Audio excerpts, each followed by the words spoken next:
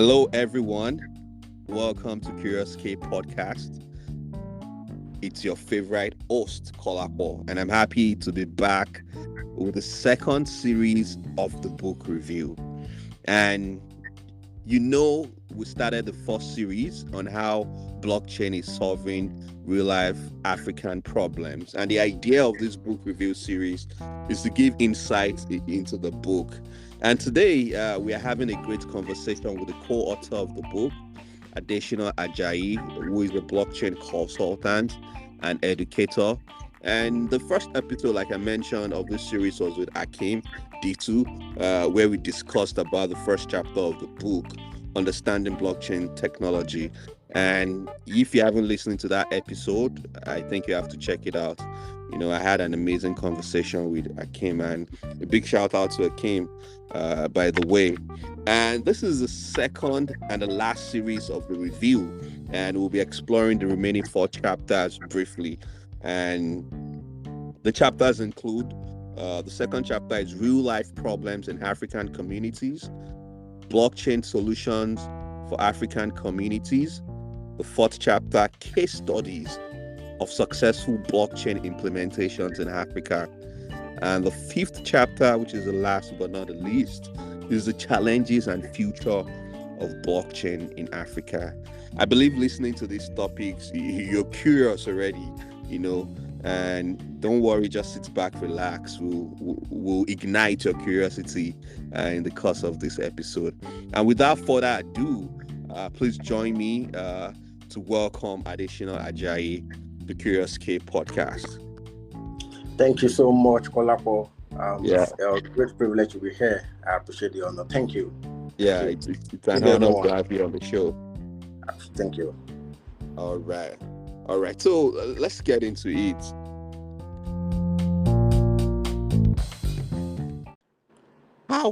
Tell us about yourself. Just give us. You can also tell us about Digital Focus, which I understand is your company. Absolutely, Kolapo. Thank you so much for having me again. So my name is Adeshina Ajayi. I am a blockchain consultant and founder of Digital Focus.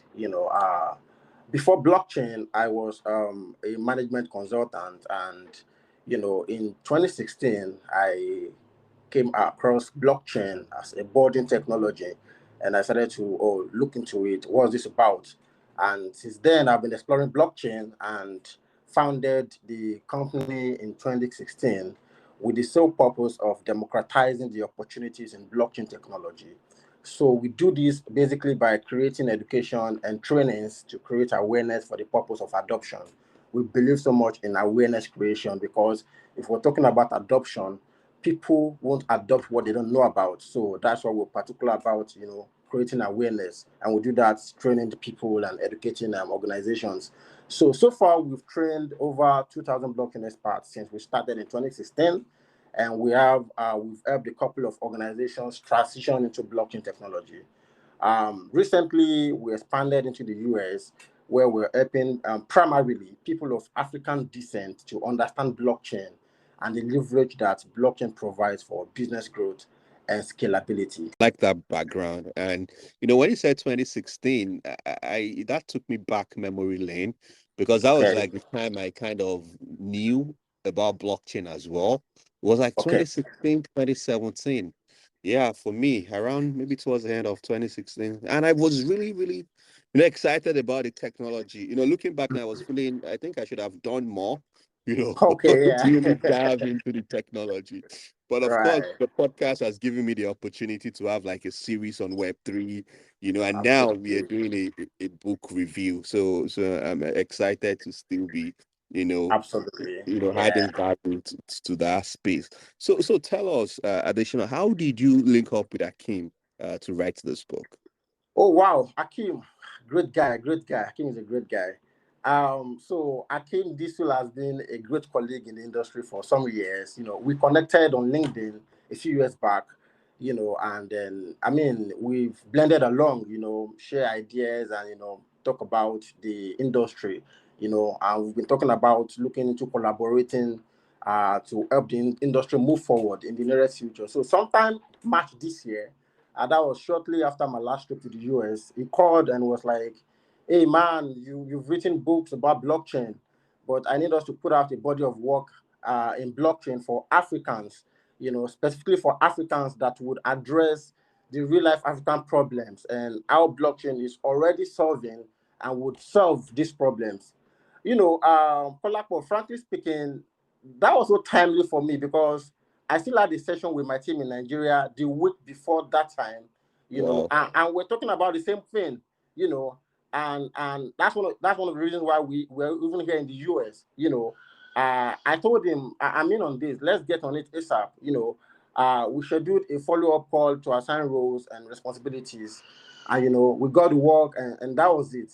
And that was it. That was how the book came about. I mean, it's all thanks to Hakeem Disu. He's a great guy. Yeah, Absolutely. Big shout out to Hakeem Disu. yeah, So yeah, so the title now takes me like to this question, right? right. So what are the real life problems in Africa, that you identified in the book? If you can just tell us a few. Yeah, my brother, this question is so deep, and it's one that is dear to my heart because when you look at Africa, Africa is a land filled with so much potentials, and whereby we're barely getting something out of all the potentials we have. So in the book, we addressed the issue of poverty. Poverty is one of the major issues bedeviling Africa. Poverty is a persistent issue that has plagued Africa for decades.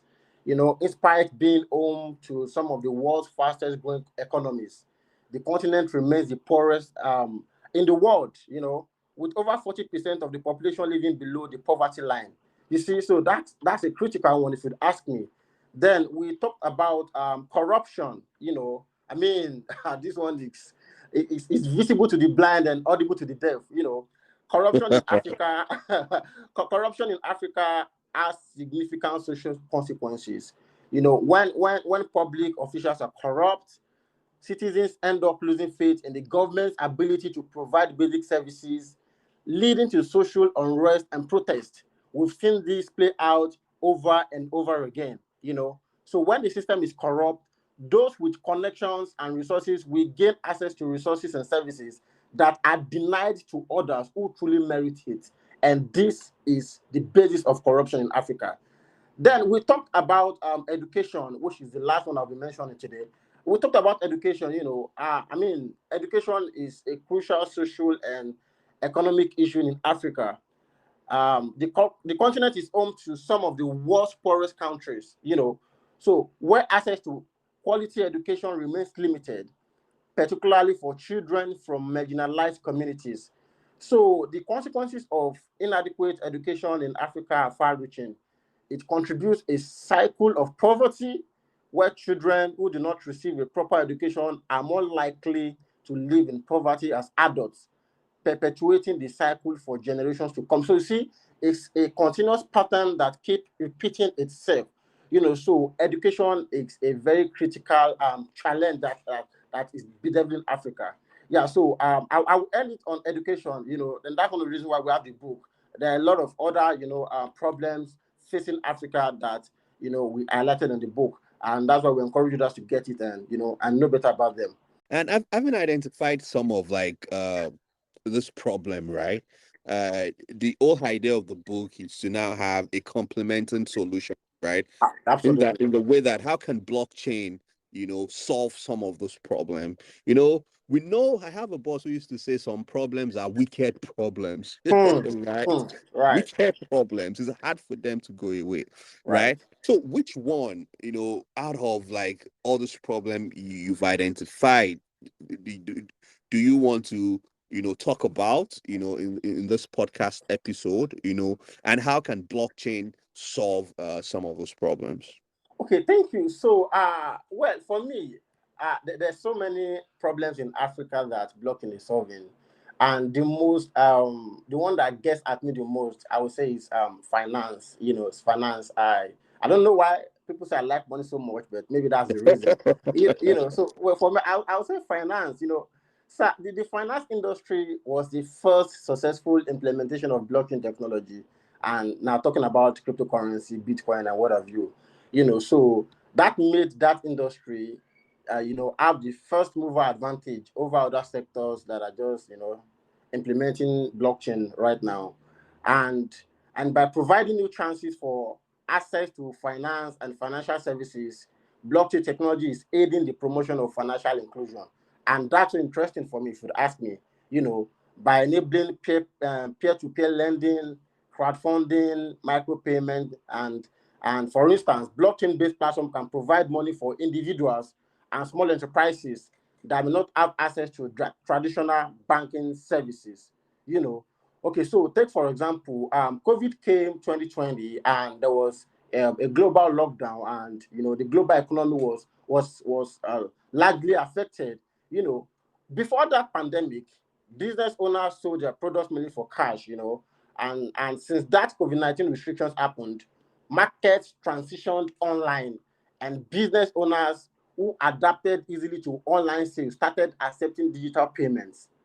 Sir, this singular action has enabled them to reach new audiences within their locations and beyond. You get, so that's a very massive advantage. And with blockchain, affordable and efficient cross-border payments are a reality for small businesses now, supporting their business models without the high foreign exchange fees from traditional money transfer services. Recently I sent some money to a client, in the form of USDT. Okay, so USDT is a cryptocurrency, and then the fee, I used in sending that amount was just $1, and I'm talking about tens of thousands of dollars here. So you just want to imagine what the charges for sending such huge amounts would have been without blockchain. You don't Mm. want to imagine it. So that solution for me is everything. If you ask me, that solution for me is everything. Yeah, finance coming to revolutionize the finance industry is really amazing for me.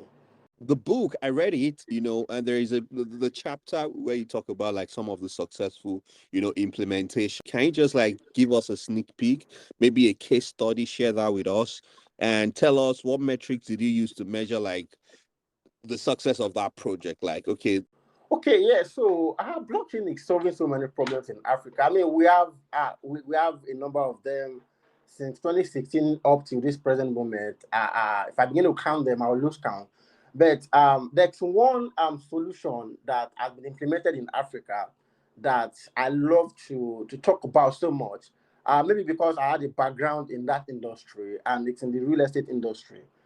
So talking about the startup Bitland in Ghana.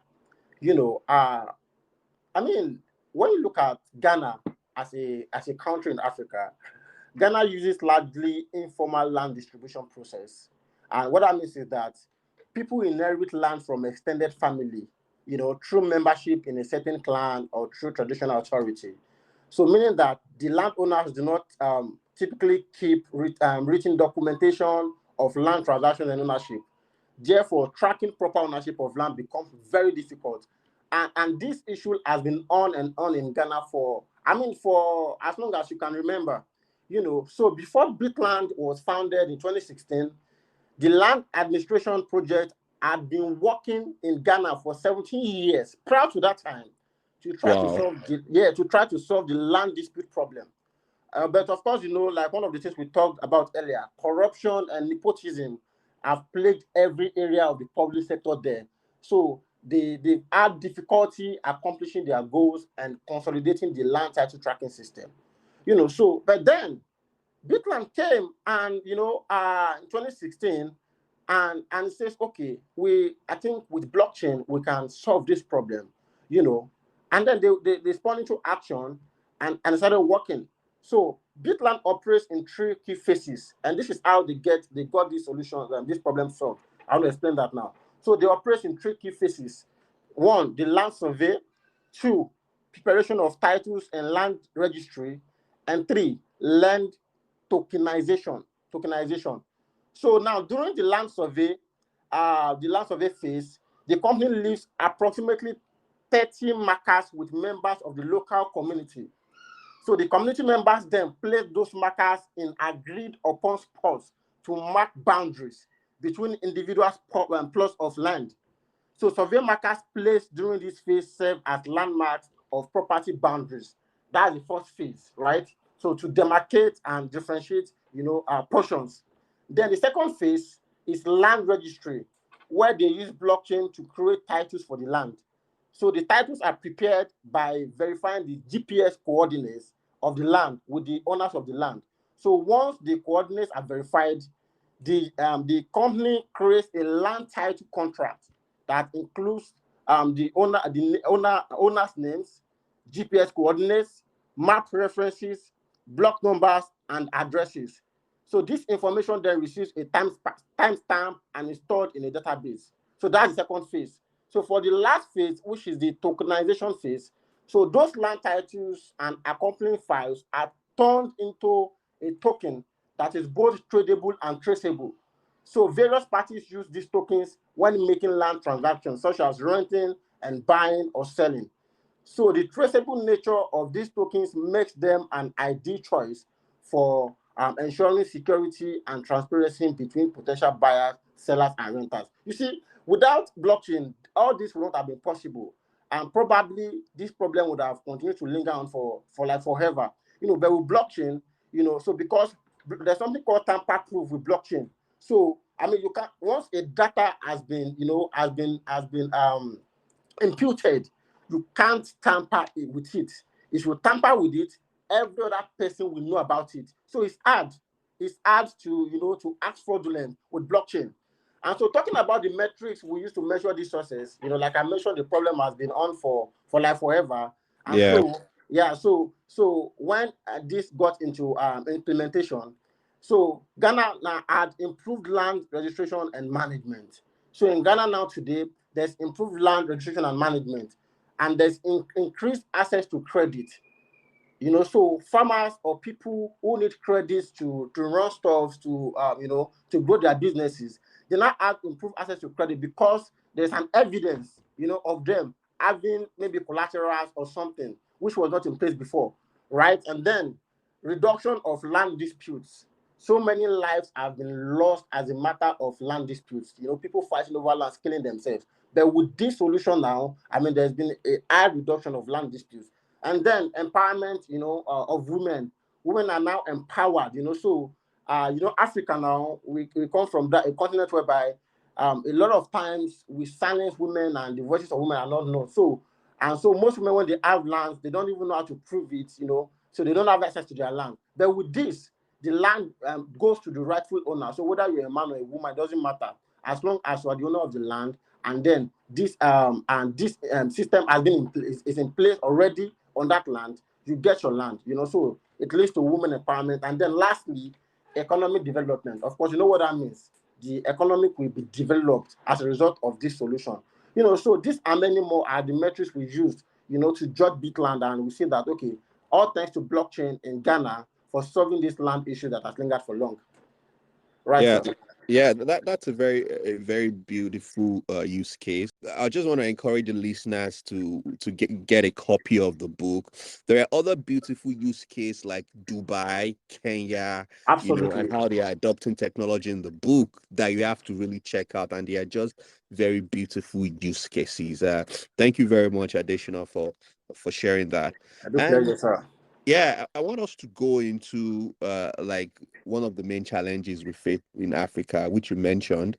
You mentioned it in the book. Of course, you've mentioned it, earlier in the episode about corruption, right?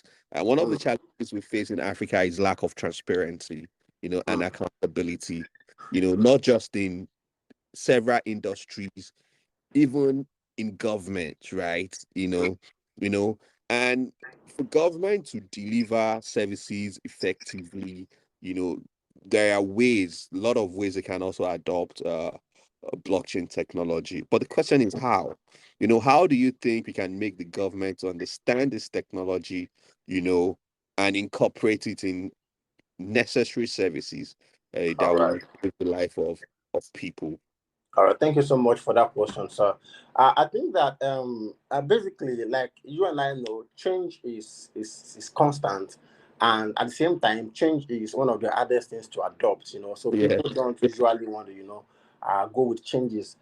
So I think that what can be done with this is to continuously talk about the proofs and the results that we get from blockchain technology. Yeah, so already there are a few countries in the world whose governments have adopted blockchain and are using blockchain, to implement one or two things in their economies. But then I feel that in Africa, there's this perception that we are usually the last to adopt technologies, or whatever new thing is coming up, and we need to change that narrative, to be honest. So I believe that the private sector and individuals who are already leveraging blockchain technology should not keep quiet about it.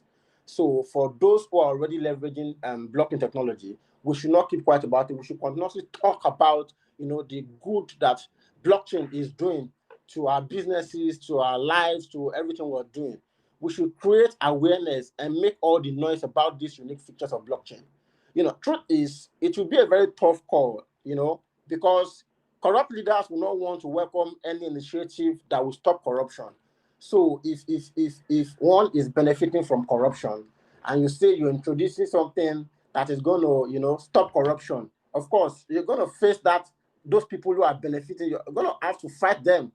So but the truth is, it is doable. It is possible. In fact, we have a few African countries who are fully adopting blockchain presently. So a few countries are already adopting blockchain for even elections and voting. And trust me, one of the issues that Africa is facing lately is the issue of election corruption in election and voting system. And so, if blockchain can be incorporated into such a system, I mean, majority of the problems in Africa would have been solved. That's the truth. So, what I think is that those of us who are already in the system, as individuals, as organizations, we should not keep quiet about it. We should keep talking about it, organize hackathons, organize conferences, organize Web3 events, to keep calling the attention of the people. And, the more we do that, the better we see that we are drawing nearer to a place where the government will accept and adopt this amazing technology. Yeah. Absolutely. I mean, I agree with you 100%. Because even if you look at like the past, few months, there's been like wave of coup in Africa, Absolutely, and sir. Hmm. w- w- the thing is, once these military, once the military take over, what they say is the election was fraudulent, the Hmm. election was not free. Mm-hmm. That is like the narrative that they Hmm. drive. The one in Niger, it was about election. The recent one in Gabon, it was about Absolutely. election. Election. It, Yes. it Yes. was, I mean, the story is just about election, and this blockchain technology can actually revolutionize that, can solve that problem. So, Ooh. like you said, this is an awakening. Not just for government in individual country, but for even like the multilateral organizations, right? Like the Hmm. ECOWAS, like the Mm-hmm. AU. How can they have this conversation in the parliament, and propose this technology, put it on the table, you know, Absolutely. Mm. put it in policies, that maybe the West African country can adopt, the AU can adopt, so that we can really feel the change. Thank you very much, Adeshina, for talking about that. Yes, sir. Irrespective of like the opportunities, to solve this problem, Mm. proposing ideas and all that. In the book, you also mentioned some difficulties, you know, that stalls the full implementation of blockchain technology in African nations. So what are those issues? Okay, yeah, yeah, definitely. So, yeah, thank you so much. So the first thing I'll talk about is lack of adequate skill sets. Blockchain technology is relatively new and is still evolving. If you agree with me, it's still new and evolving. I mean, and presently, few people have the skills to support this technology. And so this is the need for continuous awareness. And even beyond awareness, we organize events and conferences where people get real life skills, because there's this thing about where people talk about blockchain technology, and that's one of the things I do. That's one of my purpose for getting into the industry. I mean, there are technical and non-technical aspects of blockchain technology. So when people hear about blockchain, what automatically goes into their head is, it's for tech service, it's for technical people and all. It's true, but it's not entirely the truth. There are other aspects of blockchain technology that doesn't need, tech savviness or the likes. So people should come in and get these skills. Yeah, so for those who want to go into the tech aspect of it, I mean, it's really encouraged when we talk about blockchain architecture, blockchain design, blockchain, all of those. I mean, so we have people who are, coming up to get into that industry and then to learn all those skills now. There are also all non-technical parts. We have blockchain content writers, we have community managers, we have a lot of all those. So we need skill sets, because before we can talk about full implementation, we must be sure that people already understand this, and are ready to, forge ahead with it. Then another difficulty I will talk about is public perception. And brother, we're in an age where perception is everything. In fact, perception is even realer than the real thing itself these days. So people take so people take you based on your perception. And that's why you see on social media, people take whatever they get there, hook, line, and sinker. Those are not necessarily the real people, but the perception of them. So people buy perception a lot. So perception is very important. And what people perceive about blockchain, goes a long way into determining how much they want to come to the system. This is a huge challenge to adopting that blockchain technology, because people do not really have so much knowledge about it. Most of the public is still not aware of the existence and potential use of this technology. So if we want blockchain to be successful, it has to earn acceptance. People have to accept it. And even though the technology is making history, still it's not enough to attract more consumers. So currently, blockchain technology has almost the same meaning as Bitcoin. A lot of people, in fact, I've had to explain this to more people in the line of this career than every other thing. It's blocking Bitcoin, it's Bitcoin blockchain. So automatically people hear about blockchain, what goes into their heart or their system is Bitcoin.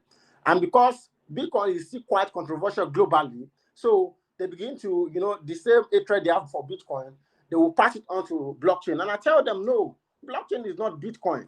Blockchain is technology in itself. I mean, Bitcoin is just one of the benefits of blockchain technology.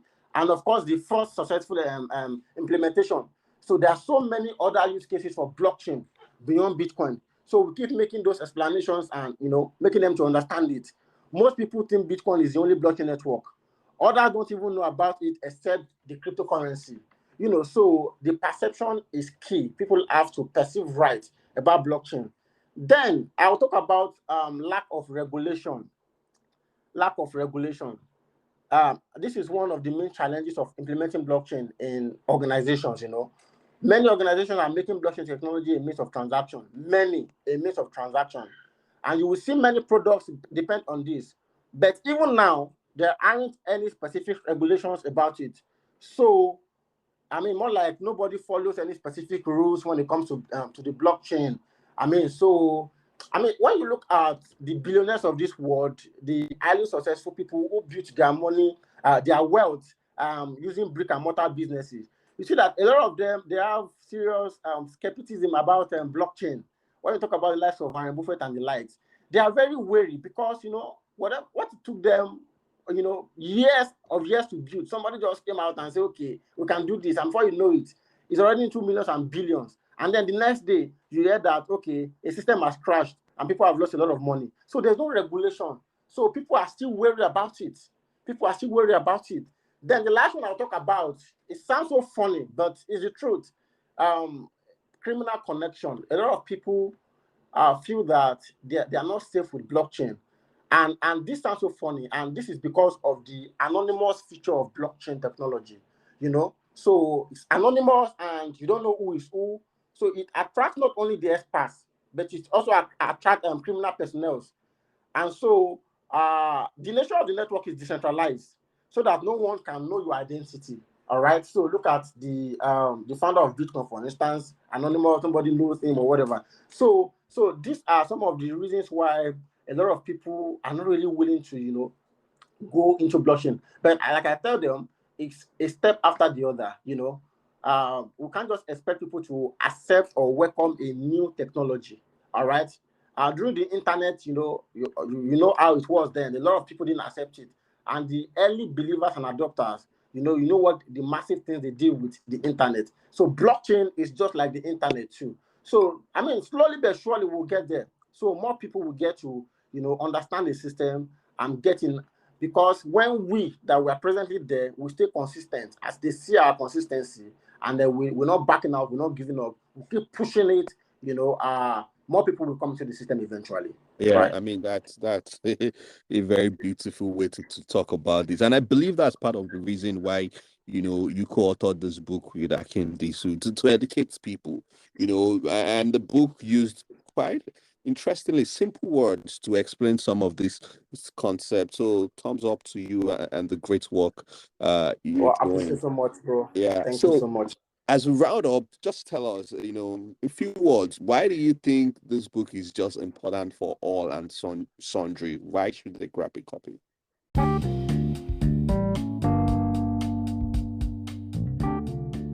Wow, thank you so much, Kola. This is the question I always try to look forward to each time I'm privileged to talk about this book. I'll give you a few data to express this point clearly. According to the African Blockchain Report in 2021, about $127 million of venture capital was raised by blockchain companies in Africa, of which 95% of funding went to Nigeria, Seychelles, Kenya, and South Africa. But of course, this sort of news will not make the headline like that, except you are really looking for it. And so you discover that it's those people who are within the blockchain framework and the system that get to have access to this kind of news. I mean, this is something that should go viral. I mean, this is a big win for Africa. But I'm sure most people do not even know about this. Sir, a new story is being told about Africa, and blockchain technology is at the forefront of it. As blockchain adoption continues to be on the rise globally, Africa is not left behind. Trust me, Africa is not left behind. And blockchain presents an opportunity to rewrite the African narrative, giving businesses and investors the privilege to form part of this story. Blockchain is the infrastructure that is unifying Africa. We are rebuilding Africa from the ground up with blockchain. Trust me. And this book eliminates all skepticism about blockchain and gives first-hand insights into how blockchain technology is rebuilding and unifying Africa. I mean, this is a journey we all want to be part of, and this is why this book is a must read. Absolutely. I like that. I mean, thank you, Adeshina Ajayi, for being on the Curious K podcast. This is a very exciting episode. I mean, I really enjoyed the conversation. Thank you very much for being on the show. Thank you so much, Kolapo, for having me. It's a big privilege for me. It's an exciting moment, and thank you for everything you're doing for the space. I will see it and will acknowledge it. Thank you so much. Thank you. All right, thank you. That is an heartwarming message. Thank you very much. And You're so welcome. a link to purchase the book will be on the show notes, so check it out. And thank you for listening to this episode. Don't forget to grab a copy of the book, and see you next time. Bye bye. And All right. always Thank you. remember, stay curious.